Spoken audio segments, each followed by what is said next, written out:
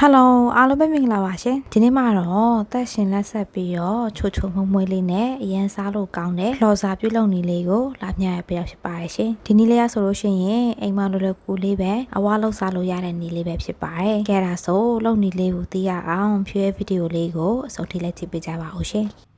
်ပထမဆုံးရေဆေးတန့်စင်ပြီးတော့တညရေစိမ်းထားတဲ့ကောက်ညင်ဆန်နှုတ်စီဖူးနဲ့3ဖူးစာကိုဖြိုအားပေါင်ပေးရန်အတွက်ပေါင်းမခွက်ထဲကိုထည့်ပေးလိုက်ပါတယ်ဖြိုအားဒီအဝတ်လေးနဲ့တစ်ဆင့်ပေါင်းမှာပေါ့နော်ပြီးရင်တော့ကောက်ညင်ဆန်ရဲ့မျက်နှာပြင်လေးတွေညင်သွားအောင်ညှိပေးလိုက်မယ်ပြီးလို့ရှိရင်တော့ဒီအငွေ့လေးထွက်ရအောင်ပေါ့နော်ဖြိုတို့အလဲမှာအခုလိုမျိုးလေးပေါက်လေးတွေလုပ်ပြီးလို့ရှိရင်တော့အဖုံးလေးအုပ်ပြီးတော့မိနစ်30လောက်ပေါင်းထားပေးလိုက်ပါမယ်နော်ကောက်ညင်ဆန်ပေါင်းထားတဲ့အချိန်မှာဆိုလို့ရှိရင်လည်းမကြာခဏပေါ့နော်ကောက်ညင်ဆန်ရဲ့မျက်နှာပြင်လေးတွေကိုရေလေးနှင်းငယ်နဲ့ဖြန်းပေးရမှာဖြစ်ပါတယ်ရှင်ကဲဒီနေ့ဟာဆိုလို့ရှိရင်တော့ဖြူတို့ရဲ့ကောက်ညင်ဆန်လေးကတော့ကြက်ပါပြီကဲကောက်ညင်လည်းကြက်ပြီဆိုလို့ရှိရင်တော့သူ့ကိုလုံးဝအေးသွားတဲ့အထိခဏလောက်အေးခဏပေးလိုက်ပါမယ်နော်ကောက်ညင်လည်းအေးသွားပြီဆိုလို့ရှိရင်တော့သူ့ကိုရေအေးနဲ့3 လီထပ်လောက်ပေါ့နော်ဆေးထုတ်ပေးလိုက်ပါမယ်ဒီမှာဆိုလို့ရှိရင်တော့ကောက်ညင်ဆန်မှာရှိတဲ့အစီးလေးတွေထွက်သွားတဲ့အထိပေါ့နော်လုံးဝတန့်စင်သွားတဲ့အထိဆေးထုတ်ပေးလိုက်ပါတယ်ရှင်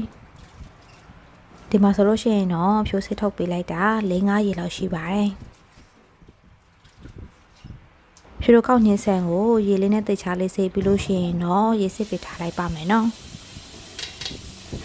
်ဒီနေ့လေးကတော့2 ရက်လောက်ထားရုံနဲ့စားလို့ရတဲ့နေ့လေးပေါ့နော်အရင်လဲစားကောင်းတယ်ပြီးတော့အများကြီးလည်းရပါတယ်ရှင်ကဲပြီးရင်တော့သူ့ကိုရေစစ်ထားလိုက်မယ်ကောက်ညင်ဆန်ကိုရေစစ်ထားရင်းနဲ့ဖြိုးကလော်စာလောက်တဲ့ဒီတဆေးပေါ့နော်ဆေးကိုဖြိုးက3 လုံးလောက်ကိုသုံးထားပါတယ်ဒီဆေးကိုဖြိုးကနှုတ်ချပွေလေးနဲ့ပေါ့နော်အခုလိုမျိုးလေးထုထားပေးလိုက်ပါတယ်ရှင်ထုတ်ပြီးတော့လုံးဝညက်သွားတဲ့အထိခြေထားပေးလိုက်ပါတယ်ရှင်ဒီနေရာမှာလော်စားလောက်တာအရင်မများဘူးဆိုလို့ရှိရင်ဒီဆေးတစ်လုံးနဲ့တော့လုပ်လို့ရတယ်ပေါ့နော်ပြောတော့နှုတ်စီဘူး3 ဘူးစာလောက်ကိုသုံးထားတာဖြစ်တဲ့အတွက်ဆေး3 လုံးလောက်ကိုထည့်ထားပါတယ်ကဲအခုလိုမျိုးလေးညက်ပြီဆိုလို့ရှိရင်တော့ပြလို့စပြီးတော့ဆက်ပေးရန်အတွက်ဒီရေစစ်ထားတဲ့ကောက်ညင်ကိုခွက်တစ်လုံးထဲကိုထည့်ပေးလိုက်ပါတယ်ပြီးရင်တော့ခုနကပြလို့ခြေထားတဲ့ဒီဆေးမုတ်လေးကိုထည့်ပြီးလို့ရှိရင်တော့သမသွားအောင်နေထားပေးလိုက်ပါမယ်နော်လော်စားလောက်တဲ့ချိန်မှာဆိုလို့ရှိရင်ဖြူတို့သုံးတဲ့ခွက်ကလည်းတန်ရမှာဖြစ်တယ်လို့ဖြူတို့လက်ကလည်းလုံးဝတန့်စင်ဖို့လိုပါရဲ့နော်လက်အိတ်သုံးရင်တော့လက်အိတ်ကိုတရေလောက်ရေလေးနဲ့ဆေးပြီးမှာပေါ့နော်ဖြူတို့ဒီလော်စားရဲ့ဆန်လေးကိုပေါ့နော်နယ်ပေးပါလို့အကြံပေးချင်ပါတယ်ရှင်မဟုတ်ရင်လော်စားကမှုတက်တာတို့အနက်မကောင်းတာတို့ဖြစ်တတ်တယ်ပေါ့နော်နောက်တစ်ခုကဖြူတို့လော်စားထဲမဲ့ဘူးလေးကလည်းတန့်ဖို့လိုပါရဲ့နော်လုံးဝတန့်စင်နေမှသာလော်စားကောင်းလေးဖြစ်မှာဖြစ်ပါတယ်ဆေးကိုတော့နည်းနည်းချင်းစီထည့်ပြီးတော့သမသွားအောင်ပေါ့နော်နယ်သွားပေးလိုက်ပါတယ်ရှင်အားလုံးနှံ့သွားအောင်ပေါ့နော်နည်းနည်းလေးအချိန်လေးပေးပြီးတော့နေသွားပေးလိုက်ပါတယ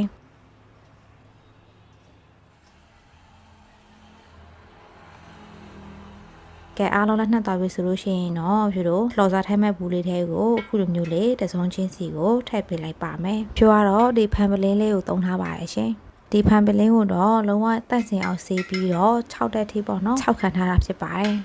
ကောက်ညင်ကိုထည့်ပြီးလို့ရှိရင်တော့အခုလိုမျိုးလေးဇုံလေးနဲ့ဖိပေးလိုက်ပါမယ်နော်ဇုံလေးနဲ့ဖိပေးရတဲ့ဖြိုးကဒီအလက်တက်မှာအပေါက်လေးတစ်ပေါက်ဖောက်ပေးလိုက်ပါတယ်ဒီအပေါက်လေးကကျတော့ဖြိုးတို့လှော်စာဖြစ်မဖြစ်ကိုကြည့်တဲ့အပေါက်လေးလည်းပြောရတယ်ပေါ့နော်ကဲလို့လှော်စာဖြစ်ရင်သူကရေလေးတွေထွက်လာပါတယ်ဒီထဲကအပေါက်လေးဖောက်ပေးရနဲ့အဖုံးလေးအုပ်ပြီးတော့2 ညလောက်နှက်ထားပေးလိုက်ပါတယ်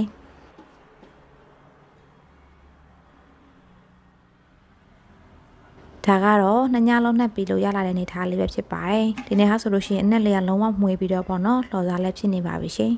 ်တကယ်လို့ကိုကအချိန်ရှိတယ်ဆိုလို့ရှိရင်တော့3 ညလောက်နှက်ပြီးမှစားမယ်ဆိုလည်းရတယ်ပေါ့နော်ဖြူကတော့2 ညလောက်နှက်လိုက်တယ်2 ညလောက်နှက်ပြီးမှတစ်ခါလောက်ယူစားပြီးမှကြံတဲ့ဟာလေးကိုကြတော့ရေကတတာထဲမှာထည့်ပြီးပေါ့နော်ထည့်သိမ့်ပြီးတော့စားဖြစ်ပါတယ်ရှင်ရေကတတာထဲမှာထည့်ပြီးတော့စားရင်တော့အနက်လေးမှွေပြီးတော့အေးလေးနဲ့ပို့ပြီးလိုက်စားလို့ကောင်းပါတယ်ကဲခုဆိုလို့ရှိရင်တော့အနက်လေးကမှွေပြီးတော့ချိုလေးနဲ့အရန်ကိုစားလို့ကောင်းတယ်ဖြူတို့ရဲ့လှော်စားမှုလေးကတော့စားဖို့စက်သက်ဖြစ်နေပါပြီရှင်သူရရသားလေးရဆိုလို့ရှိရင်ချိုဆက်လေးနဲ့အနက်လေးမှွေပြီးအရန်လဲစားလို့ကောင်းပါတယ်စားလို့လည်းကောင်းပြီးတော့လုံနီလေးရလည်းလွယ်ကူတာမဟုတ်ဒီဗီဒီယိုလေးရအားလုံးအတွက်အဆင်ပြေမှလို့မျှော်လင့်ပါတယ်ရှင်ကဲဒီနေ့ရဲ့ဗီဒီယိုလေးကတော့ဒီလောက်ပါပဲเนาะဒါဆိုဖြူရတဲ့ဗီဒီယိုတက်တင်မှာပြန်ဆောင်ကြမယ်เนาะအားလုံးဘိုင်ဘိုင်